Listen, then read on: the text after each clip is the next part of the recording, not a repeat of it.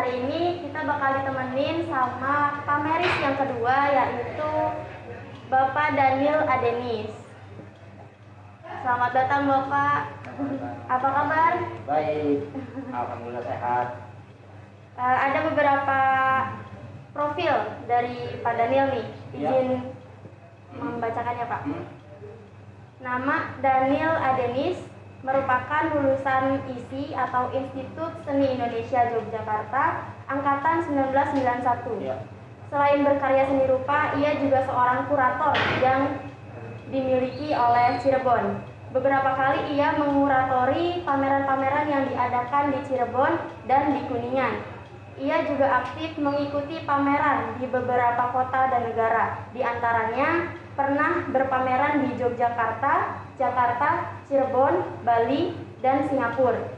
Kini selain berkarya dan menjadi kurator, ia menjadi ASN atau Aparatur Sipil Negara sebagai guru seni rupa di SMA Negeri 6 Kota Cirebon. Betul Bapak? Betul.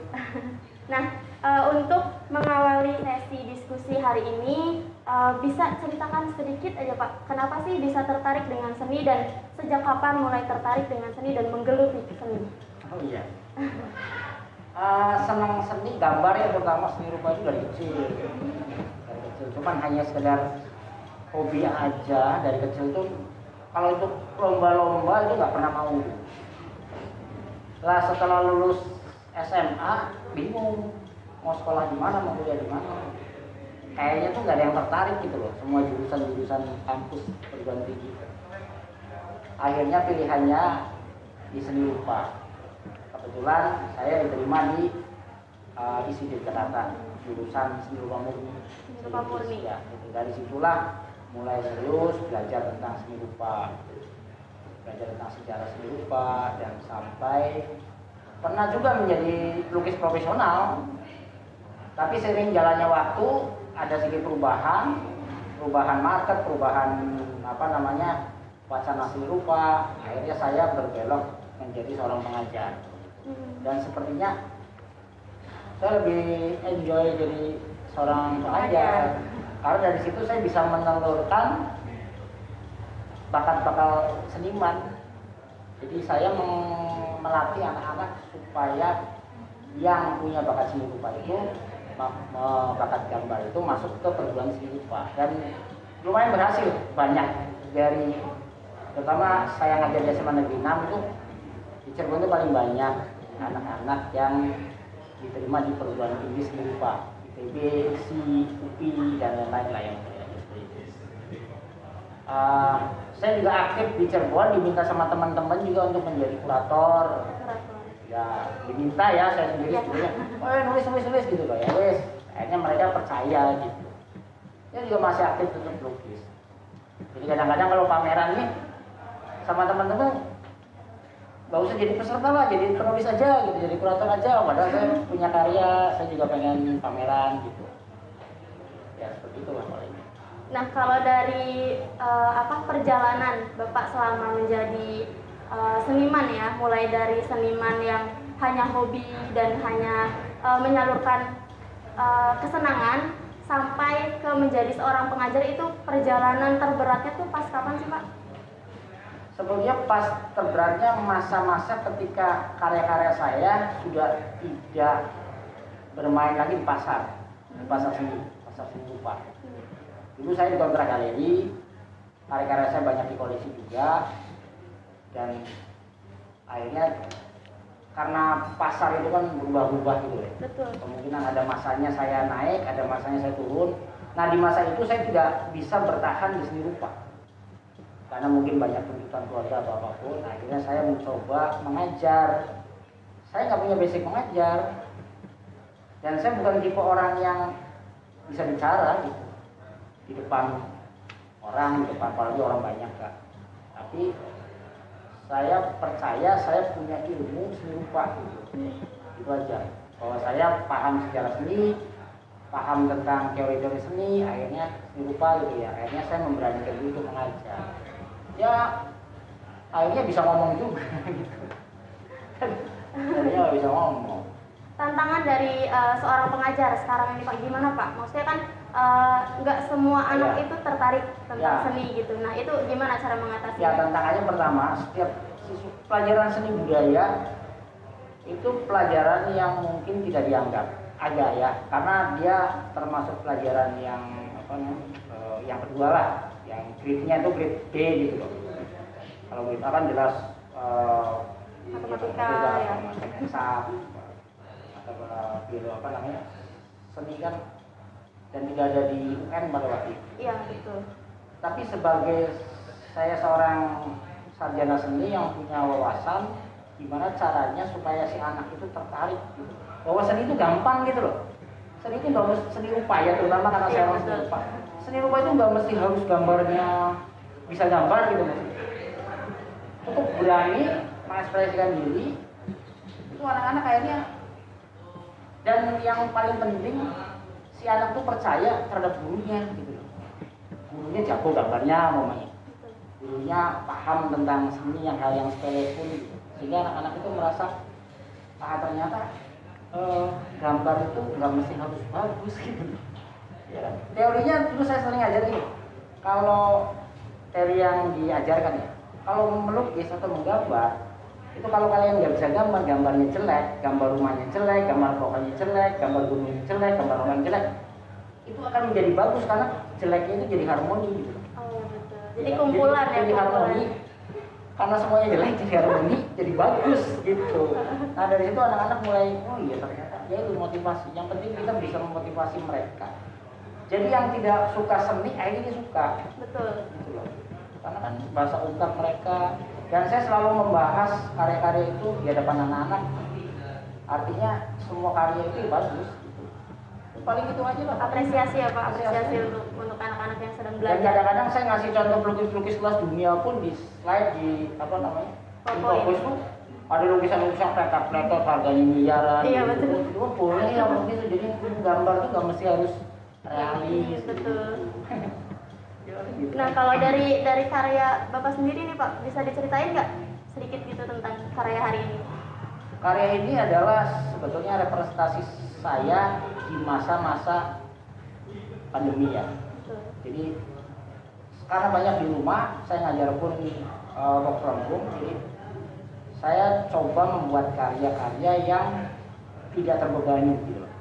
Karena tujuannya untuk meningkatkan imun gitu. Iya. Jadi saya berusaha membuat karya yang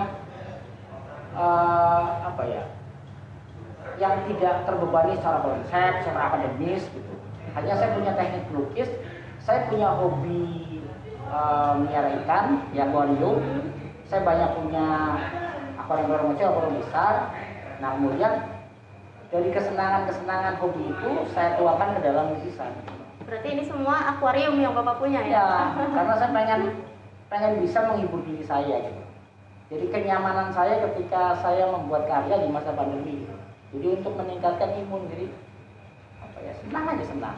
Refresh Ya, gitu ya jadi Pak? berkesenian kan harus senang. Karena seni itu tujuannya adalah memanjakan rasa gitu. Kalau kita nggak memanjakan rasa, ya seninya ya kering gitu kan. Jadi seni itu proses mengalami.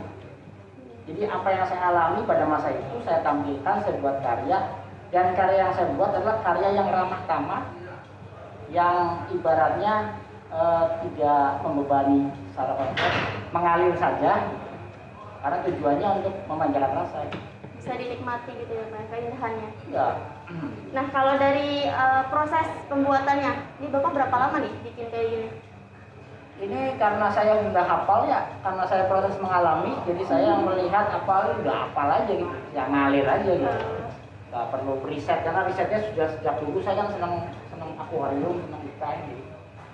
Sudah ada, tinggal dipanggil aja gitu. Ini berarti yang paling baru dilukis gitu yang mana? Yang terakhir itu kalau nggak salah yang ini. Yang itu. Ini kalau ini. Kalau yang lain berjalan gitu ya? Iya. Kalau yang pertama yang itu. Yang ini? Iya, itu pertama. Ini kan biotop ya. Jadi Iya biotop. Nah bisa diceritain nggak Pak tentang biotop itu apa sih biotop sebenarnya? itu sebetulnya habitat gitu. Habitat. Habitat. Jadi kita Rumah membuat gitu ya? sebuah habitat di sebuah akuarium.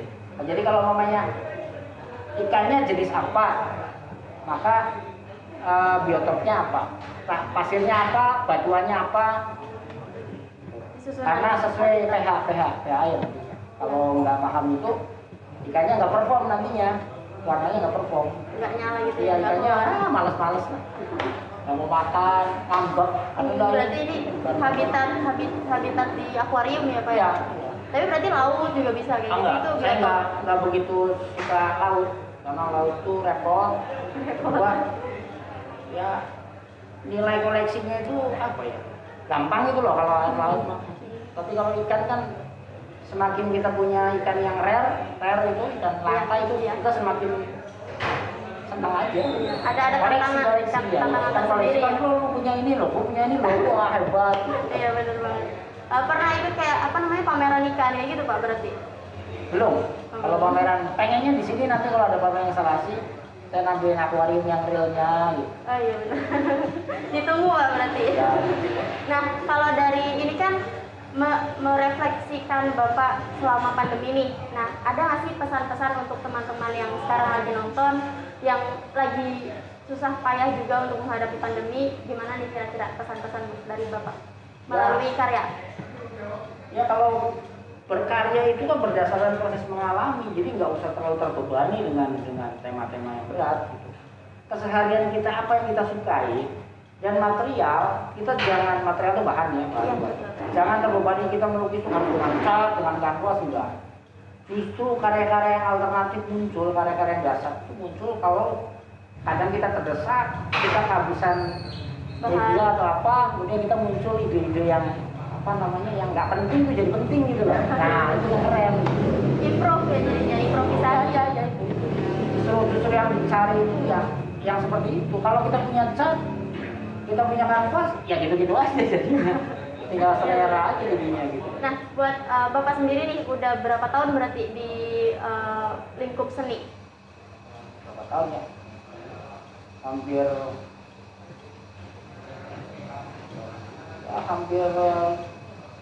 25 lah. 25 tahun ya. Udah lebih tua daripada umurku. Ya. Kelahiran berapa emang?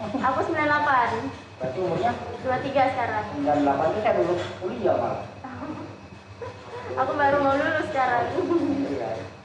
Nah kalau dari apa namanya tantangan sendiri dari pekerja seni khususnya menghadapi masa-masa pandemi, terus dihadapkan juga dengan perubahan-perubahan selera, berarti ya Pak, masyarakat kayak gitu, itu gimana sih Pak tantangannya, dan apa yang Bapak lakukan selama masa-masa itu gitu?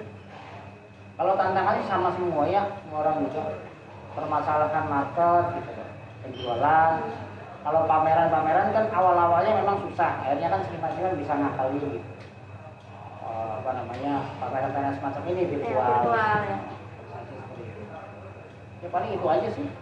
Bedanya apa sih Pak mohon maaf, bedanya apa kalau misalnya kita pameran di Indonesia sama di luar negeri? Ya beda, jelas di luar itu ya jelas pilihannya kualitas yang ini. Kalau di luar negeri itu apresiasinya lebih. Kita kalau di pameran luar negeri otomatis kan kita sudah punya skill yang lebih dari yang biasa kita di sini. Dan kesempatannya pun biasanya agak susah juga. Berarti itu harus daftar atau undangan atau gimana tuh? Kalau sekarang macam-macam. Kalau dulu kan kita harus nge-link dengan galeri atau Ya. kita kerjasama apa namanya kayak model pertukaran gitu loh. Ya.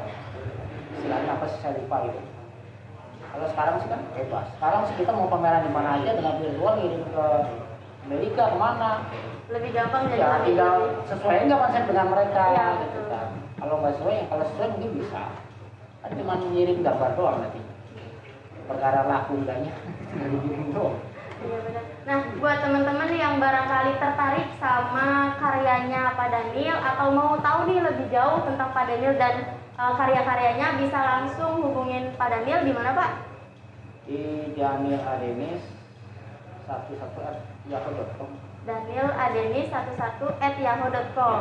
barangkali mau tanya-tanya lagi. Gmail ya.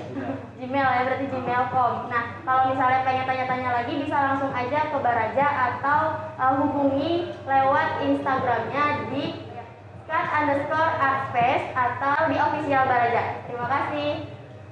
Baik, itu dia sesi tanya jawab dan diskusi bersama Pak Meris yang kedua. Pak Daniel, terima kasih banyak. Semoga bermanfaat untuk teman-teman dan sehat selalu Bapak. Saya tutup. Wassalamualaikum warahmatullahi wabarakatuh. Waalaikumsalam.